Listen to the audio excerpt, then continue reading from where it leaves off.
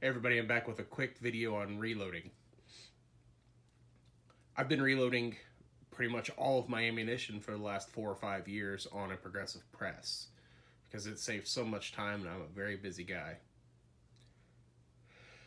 One of the problems with loading match grade ammunition on a progressive reloading press is that because there are so many moving parts that are machined, including the shell plate, taking one piece of cartridge to different positions on that press, we can get axial misalignment as it feeds into the dies, and that can cause runout. Runout causes changes in velocity, wider SDs and ESs.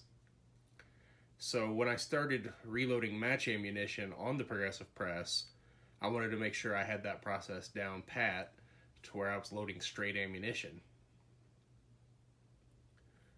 To do so, I bought a Sinclair Runout Gauge. And after I had my press set up, my process figured out, I was getting about 2 thousandths average runout. One of the other problems with a progressive press is the setup and takedown time. Currently, I got my progressive press set up for loading 9mm for the USPSA season. I didn't really feel like tearing it down, but I was loading some PRS ammo the other day and wanted to load it on a single stage press just because I didn't want to tear everything down. While in the past I've always had pretty good ammunition on my single stage press, I hadn't always measured runout.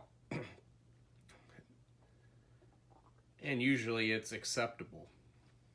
One thing I noticed though my last trip to the range was I was getting some pretty wide ESs.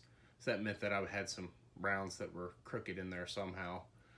So I was playing with my press and I noticed something. The brass was actually being cocked laterally as it was feeding up in the die. So I started looking and realized this little guy was the culprit. This is a little spring that fits in the groove on the press where the shell holder comes through right here to hold your shell holder in. Makes it snap in and out. This little spring here, this part of it would snap over the rim of the shell holder to keep it in place.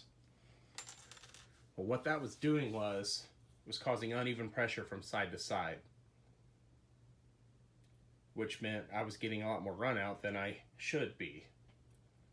It's kind of sad whenever you're getting less runout on a progressive press than you are your Rockchucker. So I pulled that son of a gun off of there and stuck a rubber band around it and tried it out. Sure enough, it corrected my problem. Let me see if I can get this in a position to show you what is going on with my runout gauge. So as you can see, here was the round with the clip on, and there's my runout. That was one of the better rounds. That was about 3.5 thousandths, if you can see that on the indicator. Here was the first round after removing it.